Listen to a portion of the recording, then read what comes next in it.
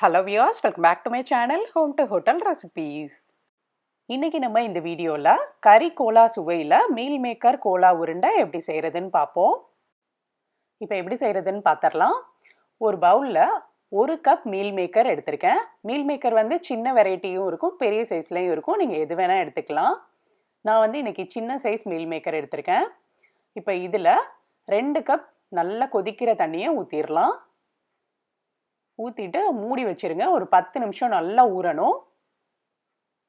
இப்போ 10 நிமிஷம் ஆயிருச்சு.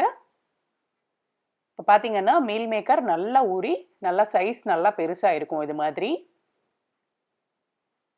இப்போ தண்ணி எல்லாத்தையும் புழிஞ்சு எடுத்து வச்சிடலாம்.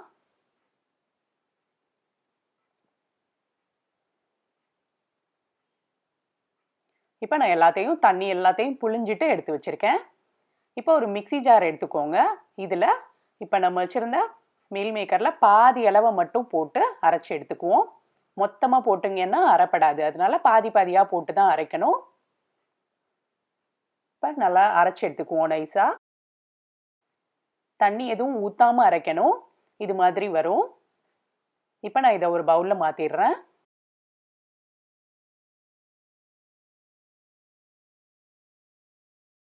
இப்போ இன்னொரு பாதி இருந்தது, அதையும் சேர்த்து அரைச்சிக்குவோம். இப்போ இன்னொரு மிக்ஸி ஜாரில் பொட்டுக்கடலை, நான் ஃப்ரையெல்லாம் பண்ணல, சும்மா பச்சை பொட்டுக்கடலையை அரை கப் எடுத்து இந்த மாதிரி நல்லா நைஸாக பொடி பண்ணி வச்சுருக்கேன். இது நம்ம லாஸ்ட்டாக ஆட் பண்ண போகிறோம். அரைச்சி வச்ச மீல் மேக்கரில் 2 டீஸ்பூன் இஞ்சி பூண்டு பேஸ்ட், 1/4 டீஸ்பூன் மஞ்சள் தூள், மிளகாய் தூள் 1 டீஸ்பூன், கரம் மசாலா தூள் 3/4 டீஸ்பூன், உப்பு 1 டீஸ்பூன், கொத்தமல்லி இலை நல்லா பொடி பொடியாக நறுக்கிக்கோங்க. இது 1 டேபிள் ஸ்பூன் ஆட் பண்ணிக்கோங்க. இப்போ இது எல்லாத்தையும் நல்லா மிக்ஸ் பண்ணிடலாம். இது ரொம்ப ஈஸியான ரெசிபிங்க. ஸ்கூலுக்கெல்லாம் நீங்கள் குழந்தைங்களுக்கு கொடுத்து விடணும்னு நினச்சிங்கன்னா இதை நீங்கள் அப்போதைக்கு காலையில் அவசரமாக செய்யணும்னு தேவையில்லை. நாள் நைட்டு கூட இந்த ஸ்டெப் வரைக்கும் நீங்கள் செஞ்சு வச்சிடலாம்.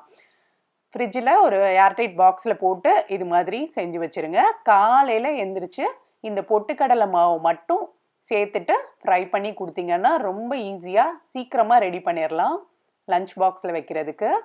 இப்போ பொட்டுக்கடலை மாவு வந்து பைண்டிங்காக சேர்க்குறோம்.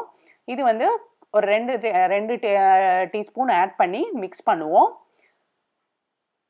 இப்போ நல்லா பைண்ட் ஆகுற வரைக்கும் இந்த பொட்டுக்கடலை மாவு சேர்க்கணும். இப்போ அதை நல்லா உருண்டை பிடிச்சி பாருங்கள். இந்த மாதிரி கிராக்காக இருக்குது அப்படின்னா இன்னும் கொஞ்சம் பொட்டுக்கடலை மாவை ஆட் பண்ணணும். இன்னும் 2 ஸ்பூன் ஆட் பண்ணிக்கிறேன்.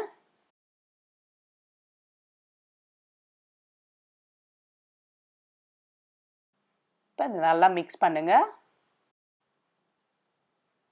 இப்போ உருண்டை பிடிச்சி பார்ப்போம். கிராக் இல்லாமல் உருண்டை பிடிக்க வரணும்.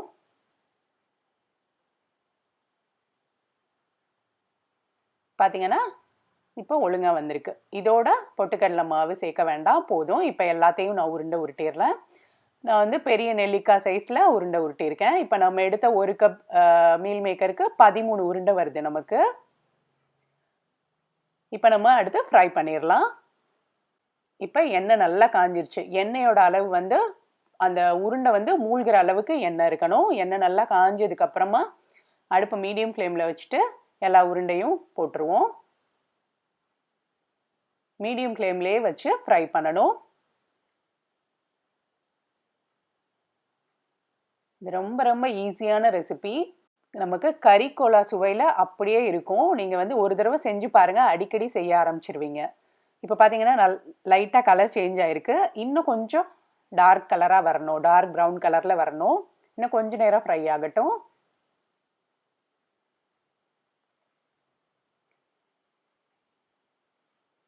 அவ்வளோதாங்க. அவ்வளோதான், நமக்கு மீல் மேக்கர் கோலா உருண்டை ரெடி. எடுத்து வச்சிடலாம். இப்போ எப்படி இருக்குன்னு பார்க்கலாம் பாருங்க. நமக்கு பார்க்குறதுக்கு கறி கோலா மாதிரியே இருக்கும். டேஸ்ட்டும் அதே மாதிரி இருக்கும். நீங்கள் சொன்னாதான் தெரியும் இது மீல் மேக்கர்னு. கறி கோலான்னு நம்பிடுவாங்க பாருங்க. அப்படியே இருக்கு. நீங்களும் இதே மாதிரி ட்ரை பண்ணி பாருங்க. எப்படி இருக்குன்னு எனக்கு மறக்காம கமெண்ட் பண்ணுங்க.